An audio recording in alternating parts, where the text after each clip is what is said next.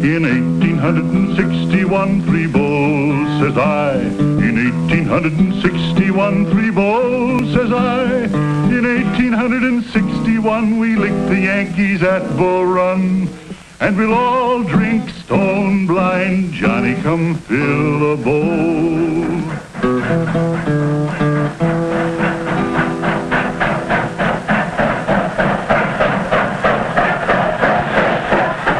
In 1863, a special train had come up from Washington, bringing a mighty important man who had a speech to make at a place called Gettysburg. Today, Gettysburg lies peaceful and quiet in the foothills of the Blue Ridge Mountains. But what happened there some time back is history.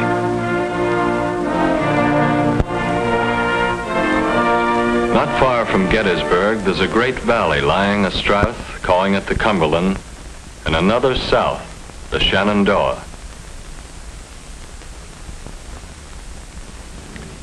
And at Harper's Ferry, right where the valleys meet, a grave and tragic conflict springs to life.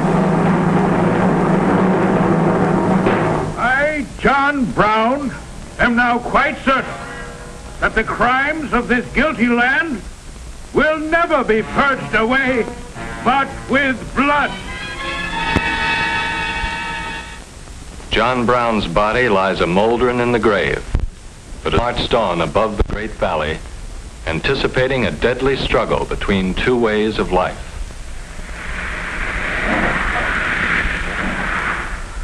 For the valley flowed north into an area both agriculturally rich and industrially productive. A land where factories were becoming part of the landscape. But in the southern part of the valley and the land beyond, a way of life depending on the hand labor of slaves. A different way of life that seemed to call for a different kind of government. This union was established on the right of state to do as it pleased on the question of slavery and every other question. A house divided against itself cannot stand. April 12th, 1861. Confederate guns fire on Fort Sumter. The war had come. South Carolina had seceded from the Union in December of 1860, and 6 other slave states had soon followed. But the state of Virginia hesitated, even after Sumter, and whether it would secede or not was of grave concern to a Virginian named Robert E. Lee. If Virginia stands by the old Union, so will I. But if she secedes, then I will follow my native state with my life.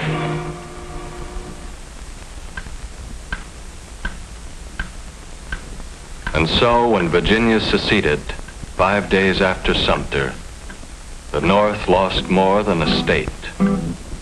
It lost a general. Through a mistake we lost Bull Run, 3 bulls, says I. Through a mistake we lost Bull Run, 3 bulls, says I. Through a mistake we lost Bull Run, and we all skedaddled to Washington. And we'll all drink stone blind, Johnny, come fill the bowl. Neither side had wanted it, but the first battle was at hand. And man or boy, Johnny Reb or Billy Yank, each soldier faced his own worst moments alone, waiting.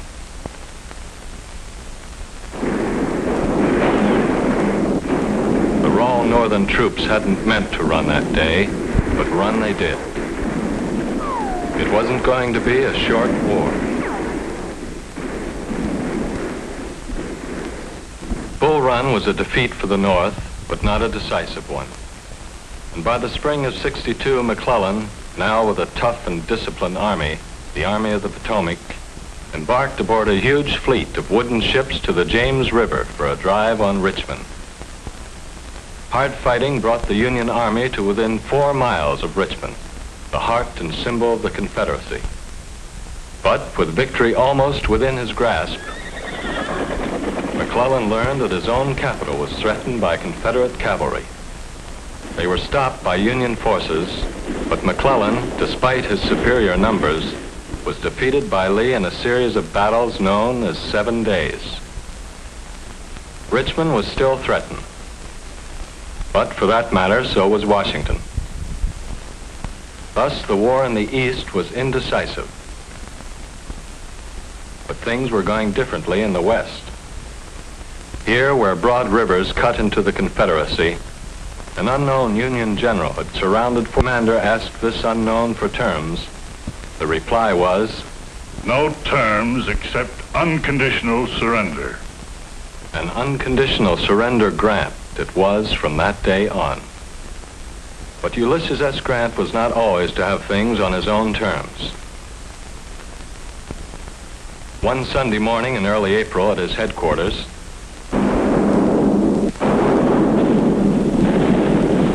Grant's forces had been surprised, and thus began the terrible Battle of Shiloh. 40,000 Confederates pressed the Union troops to the very edge of the river, towards what looked like inevitable disaster. But Federal reinforcements arrived overnight, reinforcements which turned the tide of the battle. And when it was over, the Union Army held the ground, but at a cost more terrible than could be imagined. General Grant looked over the field. I looked at a field over which the Confederates had made charges the day before, so covered with dead. Now, after more than a year of hostilities, the grand strategy of the North began to emerge. Total blockade on the sea and the splitting of the Confederacy by way of the western rivers. Thus, the West was to prove crucial in this war between North and South. But Lee in the East was a general to be reckoned with. He had crossed the Potomac just above Washington, and early in September of '62, his army met McClellan's at a place called Antietam Creek. And in 2 days, the cornfields of Maryland became one of the bloodiest battlefields of the entire war. It was not news of a decisive victory which reached the White House, but it was enough of a victory and what Abraham Lincoln had been waiting for. All persons held as slaves within any state, the people of which shall then be in rebellion against the United States, shall be then, thenceforward, and forever free. Now the fate of the Union and the fate of slavery were one and the same. The spring of '63 found the war moving into its third tragic year, with Federal troops deep in Confederate territory in the West. But once again, Lee's lieutenants were on the march in the Cumberland Valley. And in June of '63, the tides of war converged on a little town, which until then had been as peaceful as the seminary which stood nearby. A town called Gettysburg. Now two determined armies faced each other. 75,000 men under Lee, 90,000 or more under Meade. The hardened veterans entrenched on Little Round Top waited. The Union sharpshooters in Devil's Den waited. The fertile fields of Pennsylvania waited.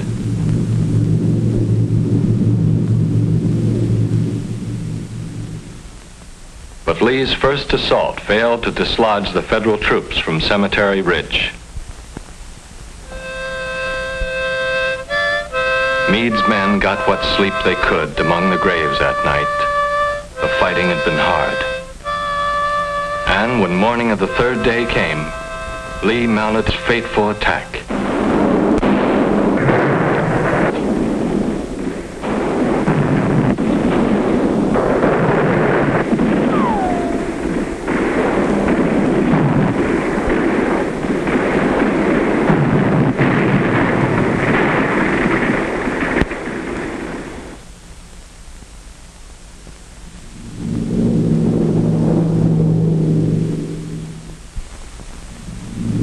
General Pickett had sent his men charging across an open space nearly a mile in length.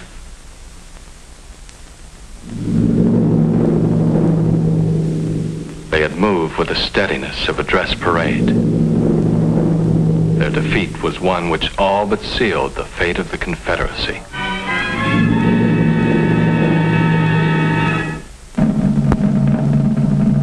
Now, in the midst of a tragic war not yet won, a lot of folks gather at Gettysburg for a dedication. And among them is the president. He looks older now, seldom smiles. War's been so long, so many dead on both sides. After a while, after the main speaker, he has a few words to say. He speaks briefly, quietly, of the brave men, living and dead, who struggle here. Says we must resolve that they shall not have died in vain, that our nation shall have a new birth of freedom, and that government of the people, by the people, for the people, shall not perish from the earth.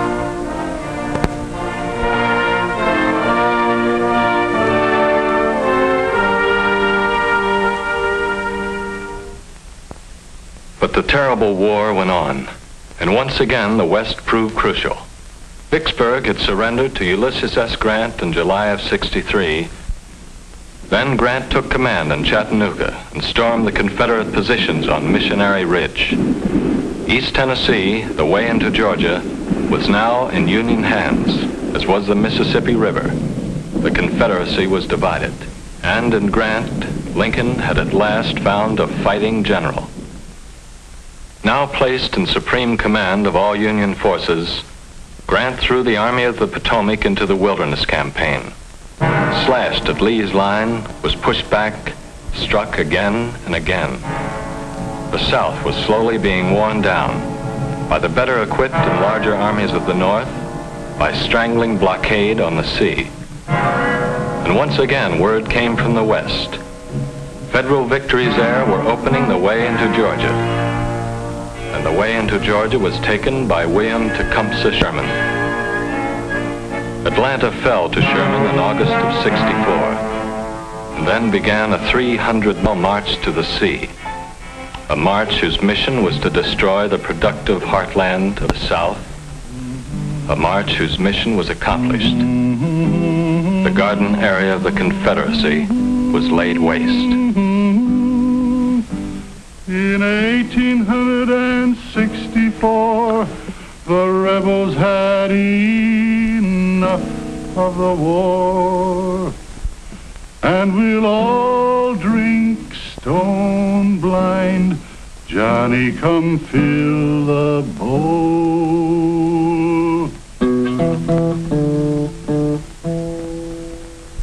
The war could not go on much longer.